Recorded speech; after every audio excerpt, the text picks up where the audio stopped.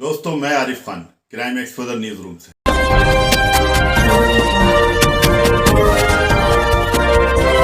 Police, थाने, शासन प्रशासन से जब किसी व्यक्ति को इंसाफ नहीं मिलता है तो वो अदालत अपने वकील के माध्यम से जाता है।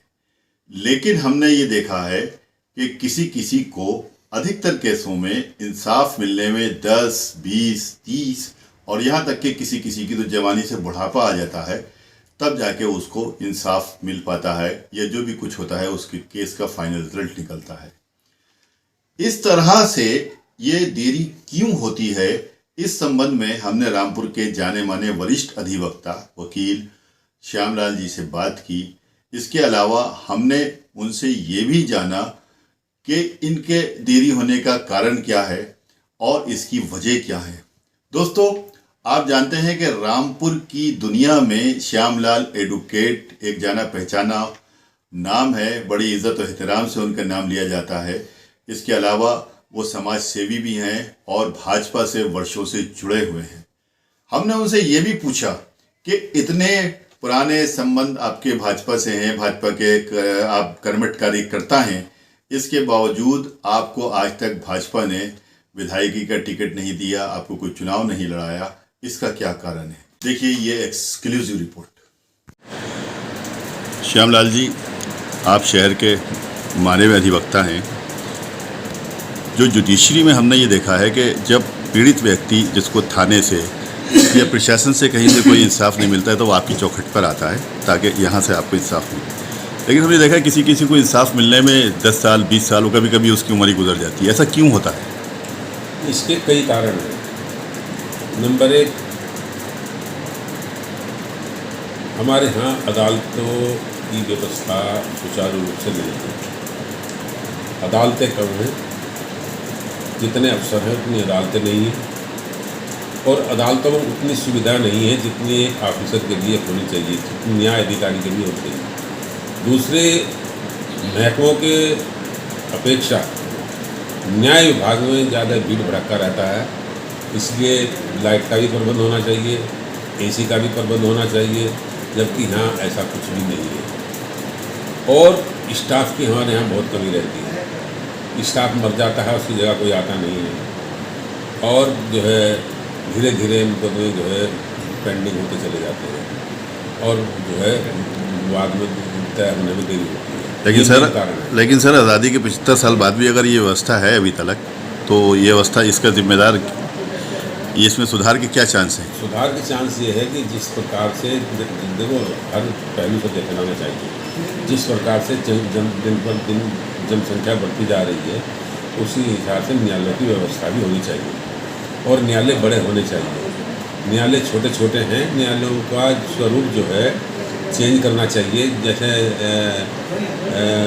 गाजियाबाद में CBI कोर्ट बनी है, न्यायालयों का स्वरूप ऐसा होना चाहिए। कम से कम बैठने का वकीलों के इंतजाम होना चाहिए। वकीलों को बैठने का इंतजाम नहीं, वकील खड़े रहते हैं, भीड़ भड़का होती है और अव्यवस्था फैलती है। तो इन सब को दूर करने के लिए व्यवस्था होना जरूरी है, जबकि सरकार को इस ओर ध्यान देना चाहिए कि इस न्याय प्रक्रिया में किसी प्रकार की बाधा उत्पन्न न हो।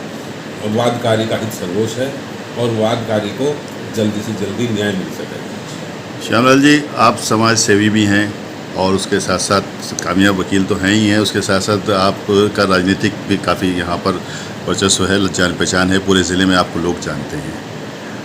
एक सीधा सवाल आपसे यह है, क्योंकि भाजपा से आप जुड़े हुए हैं बहुत दिनों से, क्या आपको कभी विचार नहीं आया कि मैं भी चुनाव लड़ूँ, या पार्टी ने आपके लिए कुछ ऐसा सोचा? नहीं, मेरा विचार हमेशा आया है और मैंने हमेशा टिकट मांगा है, लेकिन मुझे हाईकमान ने टिकट नहीं दिया है। अब ये उनका अपना सोचना है, लेकिन जो मेरे चुनाव क्षेत्र में लड़ा है वो 3 से 4 नंबर पर रहा है। अगर मुझे टिकट मिल जाता, मुझे पूरी आशा है और उम्मीद है कि मैं उससे जीतता, और जितना लोकप्रिय मैं हूँ, हमें यही आश्चर्य है कि आपको टिकट अभी तक क्यों नहीं मिला? क्योंकि जितना मैं लोकप्रिय हूँ उतनी लोकप्रियता का मेरा ध्यान नहीं रखा जाता।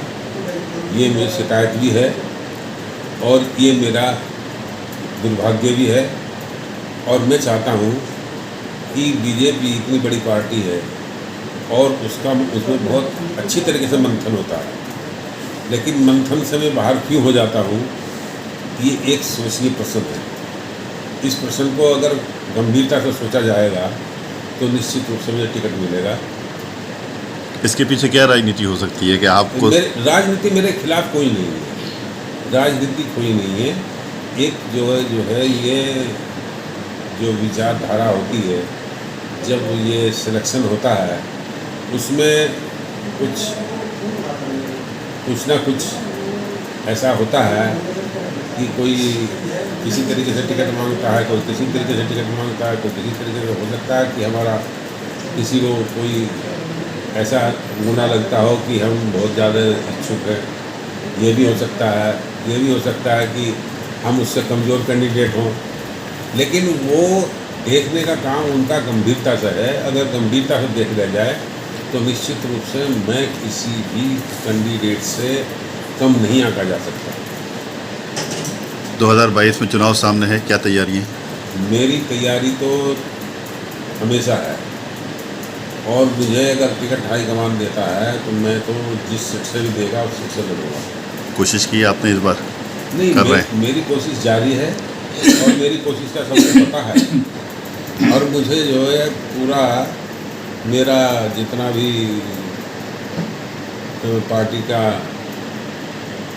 अस्तित्व है, अस्तित्व में जितने लोग हैं, बड़े छोटे, सबसे संबंध भी हैं, सबसे मैं मिलता भी हूँ समय समय पर। लेकिन उसके बावजूद भी जब मंथन होता है तो मैं विचार नहीं होता हूँ, तो इसका तो अभी मैं कुछ नहीं कह सकता हूँ। अगर मुझे देंगे तो मैं निश्चित रूप से लड़ूंगा। जन्माष्टमी है, इसके बारे में क्या मैसेज देना चाहते हैं, क्या संदेश देना चाहते हैं? जन्माष्टमी के शुभ अवसर पर मैं समस्त देशवासियों को, रामपुरवासियों को शुभकामनाएं देता हूँ। भगवान कृष्ण का जन्मदिन है और उन्होंने गीता का पाठ जो अर्जुन को पढ़ाया है, जो उसमें वर्णित किया है, ऐसी सद्बुद्धि ईश्वर सबको दे और ऐसा ज्ञान प्राप्त सबको हो, ये मेरी ईश्वर से कामना है। दोस्तों, ये खबर पसंद आई हो तो लाइक कीजिए, शेयर कीजिए, आगे बढ़ाइए, और यदि चैनल को सब्सक्राइब नहीं किया हो तो सब्सक्राइब ज़रूर कीजिए। नेक्स्ट वीडियो में इंशाल्लाह जल्द मुलाकात होगी, तब तक के लिए जय हिंद।